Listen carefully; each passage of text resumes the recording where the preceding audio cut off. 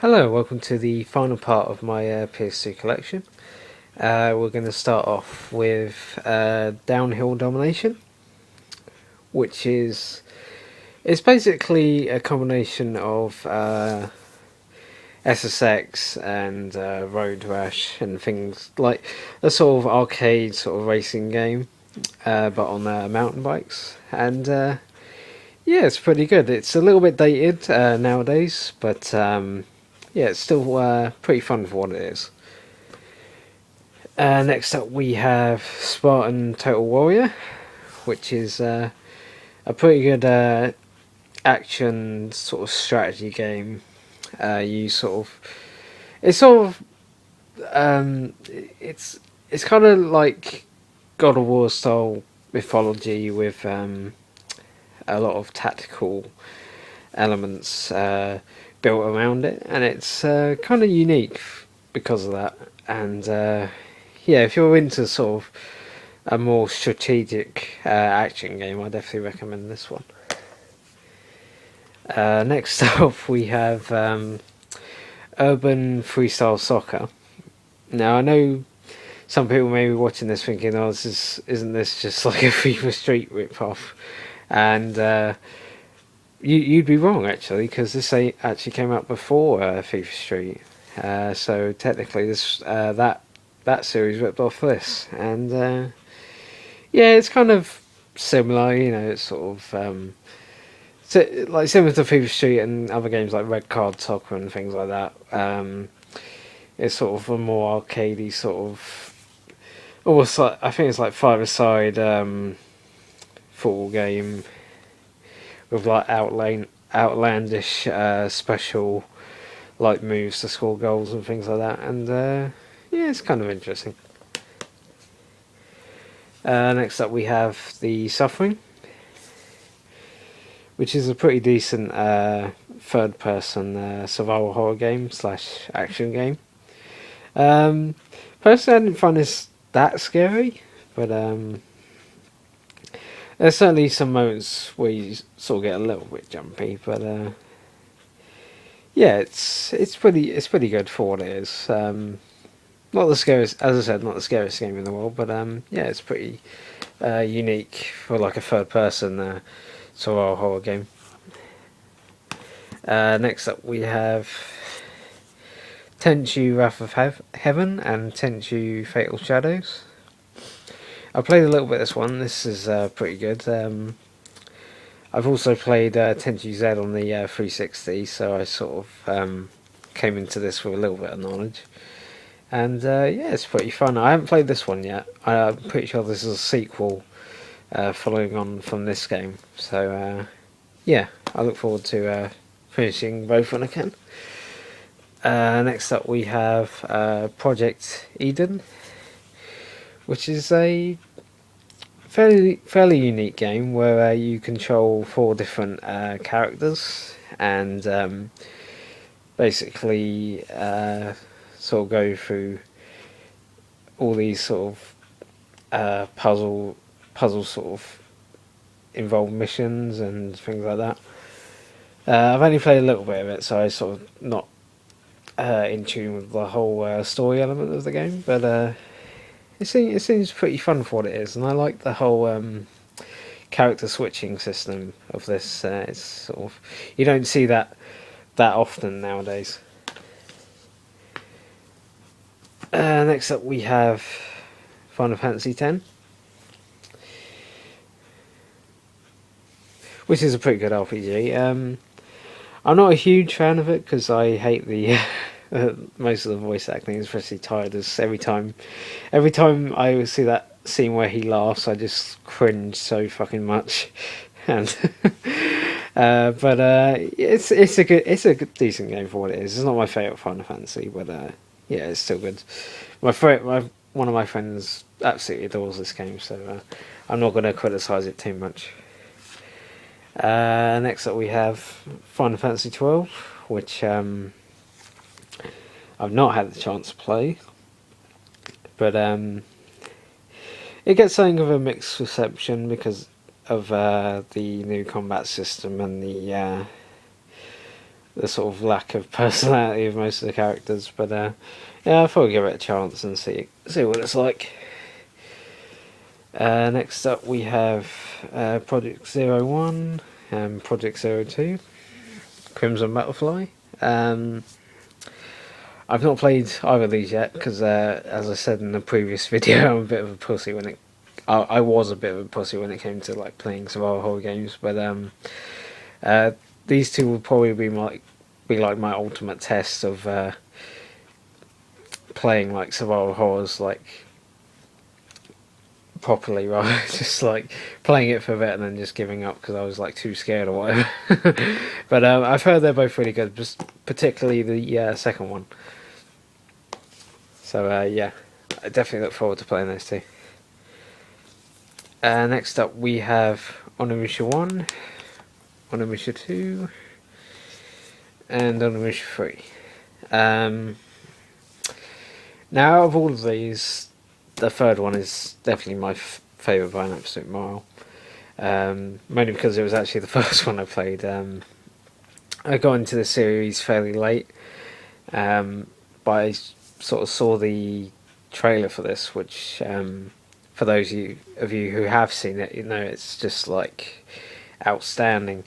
And yeah, it had like John Reno in the game, which is just like unheard of, you know, back then. You know, to have like a big celebrity, you know, star in the game. That was this good. But yeah, absolutely adore the whole counter system and things like that of this one.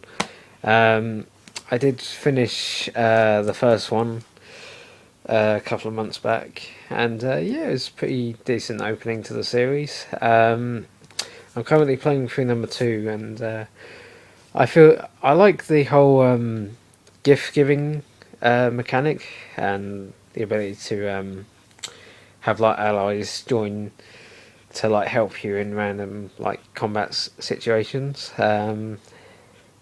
Yeah, I just feel the series in general is fantastic. I just don't understand why the hell Capcom haven't made a HD collection of this, because it's just such a great series. You know, like all 3 of these games are worthy of a HD update. So yeah, that's my opinion of it anyway. I think it's an absolutely fantastic series. Next up we have an absolute classic, and that is Shadows of the Colossus, or Shadow of the Colossus. And yeah, absolutely fantastic game. I'll just show you the inside of it.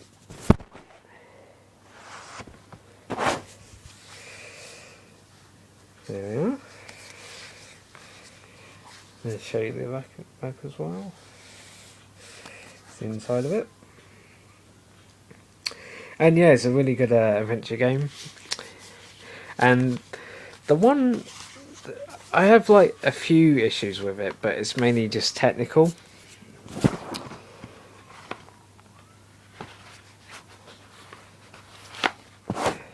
And basically what those are like the camera sort of is a little bit overly sensitive, and the actual movement of your character is just a tiny bit unresponsive. Not enough to make the game unplayable, but enough for you to notice. And also there's like a hint of like slowdown, which is I mean, I know it was like released late in the PS2's life, and had this been released as a PS3 game, I think it would have been absolutely perfect. But yeah, it's just like minor little niggles. Other than that, it's absolutely superb adventure with a very emotional story and engaging story. And yeah, if you have not played it, I definitely recommend it. So now we come to my absolute favourite game ever made. If you've watched any of my videos, you know what it is, and that's oh wait a minute, what the hell is this doing in my collection? What the fuck is this piece of shit? Hey, hang on a second. I'll just 1 second.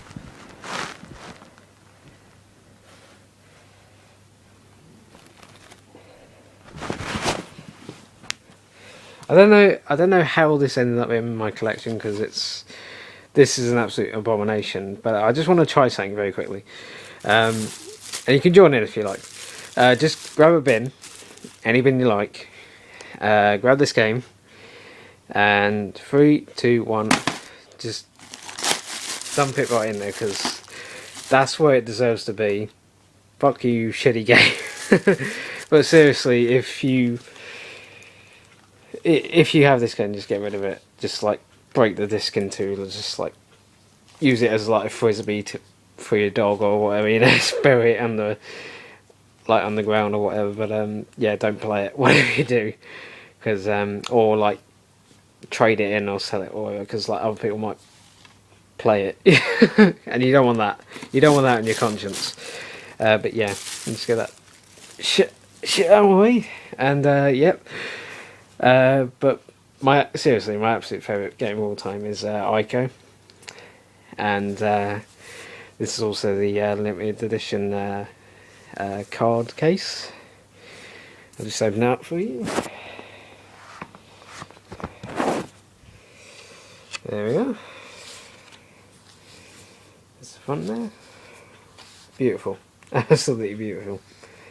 And yeah, it's just like when I first played this, I couldn't believe how amazing, not just the actual the fact that this was just like one giant puzzle game, like the castle was a puzzle in itself, but also how the game looked, the sort of audio, although there wasn't a whole lot of audio, like the sort of almost tranquil sort of atmosphere the game had, that really sort of made it stand out from any other game at the time.